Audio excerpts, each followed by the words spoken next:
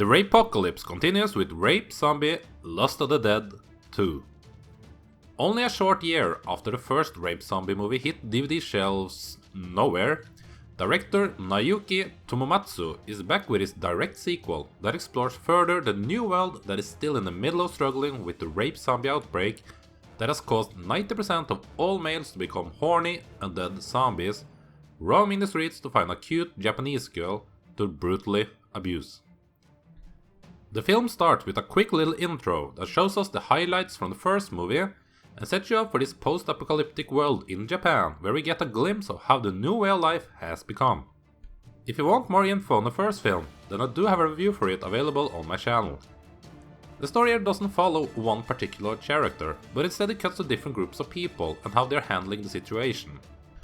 There is one particular couple we follow a lot of, as the male is not affected by the rape thoughts, and he does his best to keep his girlfriend safe from all the monsters out there that are dying to get their hands on her. There is also a group of otakus, which are apparently a Japanese term for nerdy male virgins. They are grouped together and are all for the rape of the innocent girls that would otherwise reject and be creeped out by their advances. They capture the raping zombies and unleash them towards all the young females they come across. On the other side, the military is now taken over by females, and they have set up camps everywhere where women can be safe and they can have their scientists study the undead to try to find out the origin for this epidemic. Oh, and add an American lady Terminator and a monster zombie with a 2-meter long undead cock just straight up hanging out to the mix as well, then you have yourself a Reipu Zonbi movie. And no, I'm not gonna push the limits of YouTube by showing the zombie cock in this video review. Sorry. The first half of Reipu Zonbi 2 runs very fast and makes it look like this is going to be a cheesy B-movie, focusing on action and absurdity. After some zombie action, however, things slow down and it spends a lot of time having characters talk about sexuality, how men and women work, and the history of rape within the Japanese culture.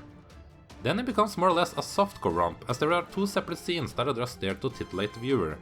One masturbation scene and one lesbian scene.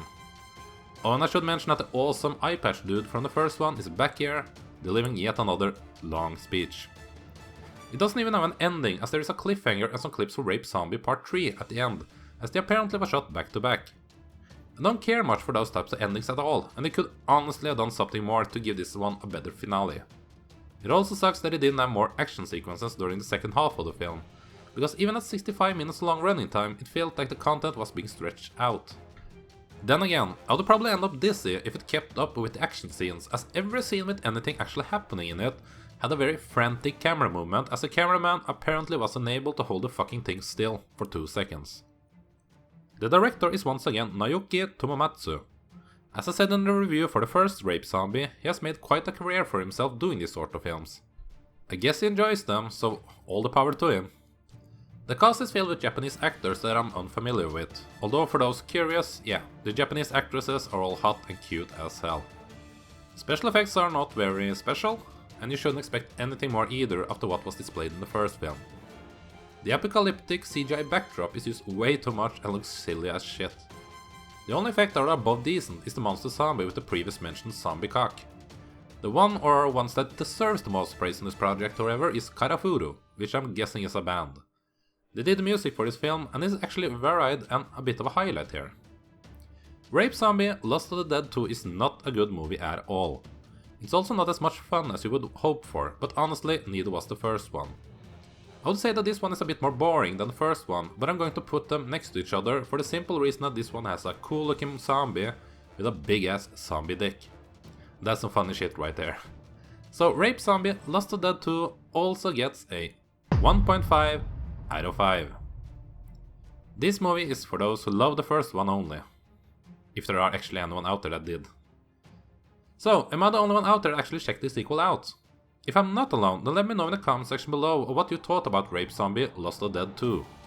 And I guess due to the cliffhanger that I have to check out part 3 now. If there are any interest in me doing that, then let me know about that as well. And make sure you subscribe to my channel, and thank you for watching.